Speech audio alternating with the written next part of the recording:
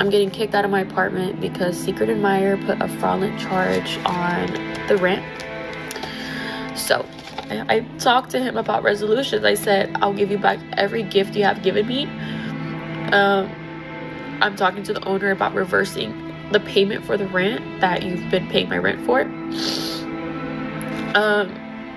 But no, he says that he wants to proceed with Dallas PD. Congratulations, you played yourself. He wants to proceed with Dallas PD, and he just wants to make my life like hell. This is why I don't like talking to men, or this is why I don't like being in a relationship. It's just... Welcome back to Manosphere Daily. Let's jump into the video.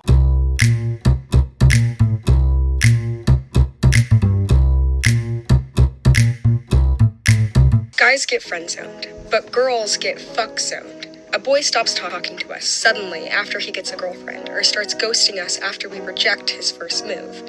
A friendship that we valued, we thought mattered, if only just a little to him, turned out not to matter at all. But in the end, we're the bad guys. We're the ones who lead the good guys on.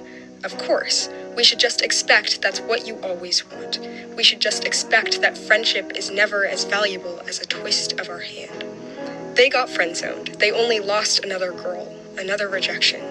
But we lost a friend. A man should not feel bad about ending a friendship after he has expressed romantic feelings for you and you don't feel the same, which is okay. Like, if you don't feel the same, you don't feel the same. But that does not mean that that man does not value friendship from females. No, because that man, he probably has enough friends. He's not looking to gain another friend. He's looking for his soulmate. A man should not be shamed when he does not want to put in the energy and effort into another friendship. Is it the dating pool that is shallow, or is it me that's shallow? Because I don't want to date a man who's dancing on TikTok like, no, go build a house, go change a tire, like, don't,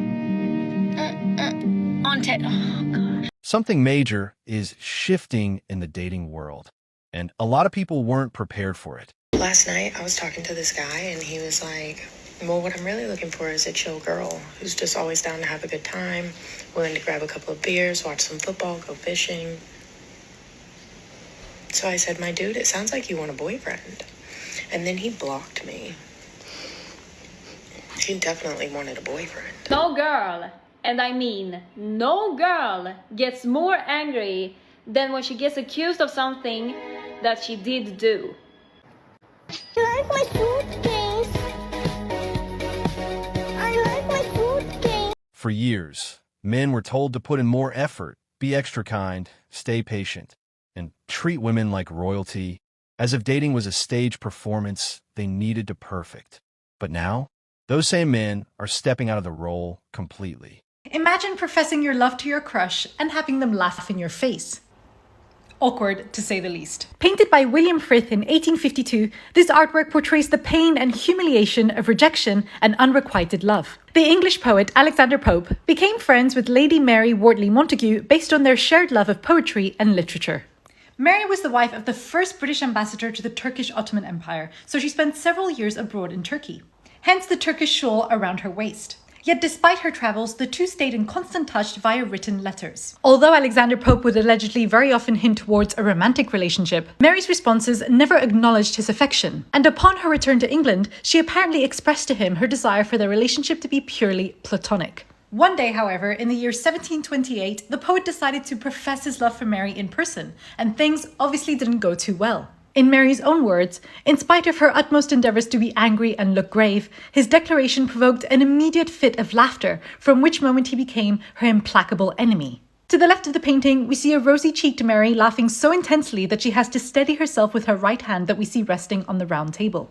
To the right, we see Alexander Pope, and I think it's fair to say that he did not take the rejection too well. He leans backwards in his chair, as far away from Mary as possible. His eyes are wide with all-consuming rage, his fists are clenched, and his facial muscles appear contorted, as if paralyzed with humiliation. In the middle background, a sculpture of embracing lovers serves as an ironic reminder of what could have been, and not so subtly mocks Pope's desire for love.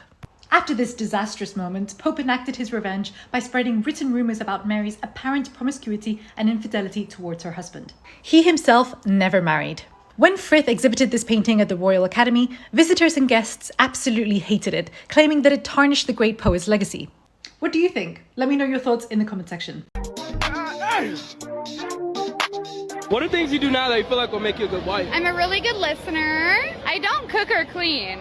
That's not my forte, but I'm a great mom because I have a baby. But I also am really good in bed. I don't know. The friend zone used to be a waiting room, a place where men held on, hoped, invested time and emotions into someone who never planned to return the interest. Dating in New York is really, really bad right now. Like, look, I look sexy as fuck, sexy AF, and not a single soul has looked in my way, in my direction, my directional pattern, like way. Body check. And like, if I knew no one was gonna stare at me or like give me at least a compliment, like, I would have just worked out at home.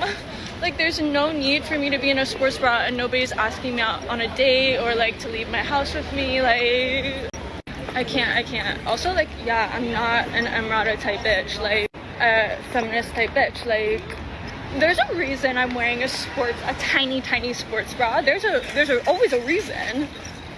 Like, look at me, please. Someone look at me. Smile at me. Something. Someone make me feel alive. I'm walking more uptown, so I put my sweatshirt back on because, like, the window of opportunity is closed. But today, a different type of man is showing up. One who knows his worth and refuses to chase attention. I love your... Oh, okay, it's okay. No worries. Your glasses came together? No, is it cool if I grab your number though? No. I can't take you on a date? Why? Oh, okay, no worries. I'll take it. Like, obviously she's not. Excuse me. Oh my god, I'm in love with you. What's your name? Ashley. Huh? Ashley. Are you from Australia? No, England. It won't work. It's English number. Huh? Yeah, it would work. It would work. It would work.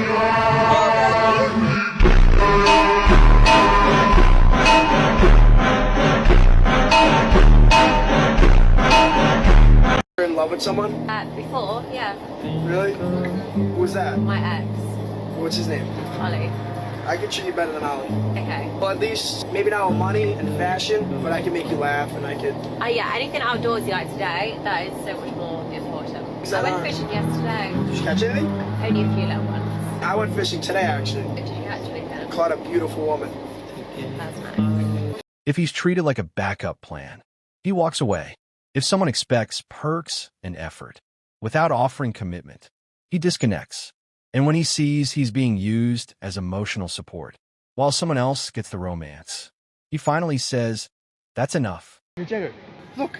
Did this 27-year-old man. I could tell maybe he has an apartment or some roommates, maybe he lives with his parents, but he's at that phase of life. You can't afford a woman like me. So I agreed to, what can he afford? He could afford to take me to lunch. So I say, listen, I'll meet you for lunch. My son needs new summer clothes, like summer shorts. How about this? I'll meet you for lunch. You can have me for like 2 hours and we can just, on Amazon right there, you can order my son the stuff he wants because you need to practice providing for that child of that single mom that's at your level. So let me help you practice. And then I'm going to even coach you through how to have eyes for the woman that you're qualified to be with right now. And then I tell him, she's at a club, she's a single mom, she probably has one little kid, and these are the things that you want to look for of being able to tell the good women versus the toxic just who are just career and they're just working you for. This shift is shaking people who always believed these men would be available forever.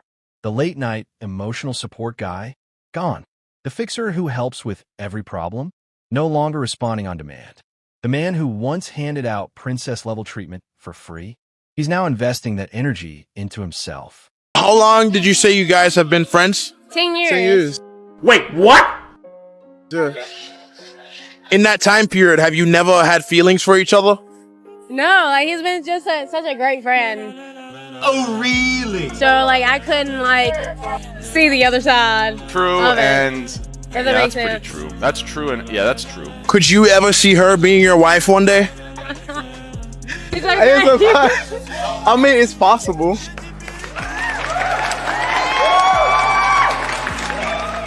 I mean, it's possible.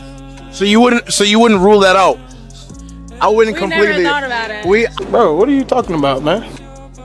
I've never 100% thought about it. I mean, it's possible. But So, how come it's a possibility in your mind, but for you, you're like, I would just never look at him that way? So I wouldn't say I never. Stop the cap. But we've been such good friends. I don't want to ruin the friendship. What a shame. How could you ruin a friendship by getting closer? Some people, you know, like when people take friendships into relationships, they're not meant to be in a relationship. They were always meant to be friends. And that's a fact. Like, if you just feel like you were meant to be friends, you're meant to be friends. Trying to force a relationship on top of that, I don't know. Sometimes it works, sometimes it doesn't. Could it be that what you're looking for a man, he just doesn't fit that box? No, I wouldn't say that, because he fits all the boxes. Then why not move the relationship further? I never thought about it, honestly. If you had to, okay, I'm gonna ask the person next. Is everything fake? No, nothing is fake. Look, we got little bitties and little lippies. Go. We're all real. We're all real. Look, we got little everything. Yeah. Except for maybe little tummies, but like that's okay. We like to eat. Yeah? We got little BBs and little lippies. Mwah. Love you. Good night. Good night, America. Let's go, guys. Sav killed the show. I don't think we have to talk anymore. Bye. Oh, that's my room. And what's catching everyone off guard is how calm and content these men have become without the pressure. They're building their careers, improving their bodies, chasing their goals, clearing their minds. They're learning that outside validation is cheap, but respecting yourself is everything. Account being high is a red flag, then a guy's bank account being low is a red flag. Don't be mad at me. Are you trying to tell us with this that you have a high body count and this is your justification for it? Also, last I checked, your bank account can go up. Your body count cannot go down. So, like to pull a power move on the first date, and I offer to pay and see what they do. Yeah, and if he takes her up on it, he's done. He's not getting a second date. The problem with this is that she's not being genuine when she offers to pay. Instead, she's using it as a test. And while 99% of men will not take her up on this and they'll say, no, I'm paying, all men would not like knowing that this is a test and not genuine. People who once enjoyed unlimited male attention are realizing that attention was never owed. It came from men who genuinely cared. And those men finally learned to care about themselves first. What do you think I would make if I started an OnlyFans? A fuck ton. Like, you probably, if it ever, like, I mean, I don't see anything ever dwindling down, but Just hop on. People say that all the time. They're like, you'd probably make a lot if you just, I don't think I'd, what do you do on that? I do whatever my supporters want me to do. Pictures, videos, voice notes, messages. Really? Yeah. How much do you make a month? It depends. You know, good month, bad month. On like a horrible month, what would you make? A horrible month? Probably like 400,000. Okay, I wish I need to do that. The more I talk to you, the more I'm like, I should just start an OnlyFans. Ruby saying she makes $400,000 on OnlyFans in a bad month is unbelievable. I feel like people can talk whatever shit they want, but that is a lot of money and does have me thinking. This isn't revenge. It's maturity. It's clarity. It's understanding that respect has to go both ways. Otherwise, it goes nowhere. I'm waiting outside the ATM. Hurry up and be a good little pay piggy and send me the code so I can drain all of your money. Oh, they just came through. I can't wait to spend your money while you're at work all day. From Friendzoned alone, I do make 5 figures a month. Friendzoned, or financial domination, is basically a power play kink where the man finds pleasure in handing over his finances to a woman. That men should not do, especially grown-ass men, okay? For one, McDonald's, Burger King, Wendy's, matter of fact, any fast food restaurant, if you think that you're a grown-ass man working in a fast food restaurant is okay, something is wrong with you, all right? Leave those jobs to the teenagers. My nephew can't even get a job right now because there's some grown-ass man in his goddamn 40s flipping my goddamn burger. Okay? Let it go. Leave it alone. That job is not for you. Anything in retail, okay? I don't want to see no grown-ass man handing me a dress, okay? Why are you a grown-ass man working at Ross? That makes absolutely no sense, okay? Target, Marshalls, like, guys, give it up. Leave these jobs to the kids. Leave these jobs to the teenagers. These are jobs you get in high school, in college. But once you're a grown-ass man, you do not need to be working in any fast food restaurant or any retail restaurant. And for you high-value men that think that it's high value to work for the city, let me tell you something. You're absolutely wrong, all right? No police officers, no firefighters, no construction workers, no mailmen, no post office. If you consider that a high value man, you're absolutely wrong, okay? There's nothing high value about making $70,000. The friend zone didn't disappear. The men stuck in it finally walked out. And that's why the dating scene feels so different today. Not because anyone lost power, but because the men who used to give endlessly stopped giving to the wrong people. So I was seeing this guy for about a year, and he never asked me to be his girlfriend. So at the end of it, I was like, hey, do you want to be my boyfriend? And he goes, nope. And I was like, do you not like me enough? And he goes, no, I actually love you. Right. No, yeah, makes sense. Okay, so I was like, do you not want to commit? And he was like, no, I want to commit so badly. I just can't. Right. Okay, so that makes even more sense. That checks out. He has a girlfriend now, so apparently there's this thing that sexist men on the internet say happens to women when we turn 30, and it's called hitting the wall. And basically it means that when you turn 30, you are going to become ugly and old and unlovable, and no one will ever want to date you. So I just want to show you what it really looks like when you turn 30, because I turned 30 today. And that wraps up today's episode of Manosphere Daily. If you enjoyed the content, give it a like. Be sure to subscribe and hit the notification bell so you're notified as soon as a new video is out. Share your thoughts in the comments below. See you all tomorrow.